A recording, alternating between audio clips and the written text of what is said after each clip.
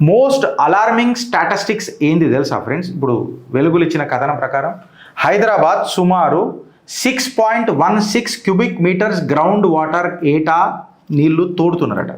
So urban concentration ఏదైతే నువ్వు చేస్తున్నావు చూడు, అది నీళ్ళని బ్లాక్ చేస్తున్నప్పుడు, నువ్వు చెరువులని ఎంకరేజ్ చేస్తున్నప్పుడు, నీ వరద వచ్చే నీరుని నువ్వు పంపించి పడదూపుతున్నప్పుడు, స్టోర్ చేయనప్పుడు ఏమవుతుంది? వెనకటికి గుర్తుందా ఫ్రెండ్స్ మీకు నేను మాట్లాడినా స్పాంజ్ సిటీ అని చెప్పి మాట్లాడినా. జపాన్, చైనా మీరు పోతే తెలుస్తుంది, పెద్ద పెద్ద టనళ్ళు కట్టి నీళ్లు స్టోరేజ్ చేస్తారు. అది మన దగ్గర ఏమైనా వెసులుబాటు ఉందా? ఈ వాటర్ని మొత్తం మనం తీసుకురానికి ఏమన్నా ఉందా?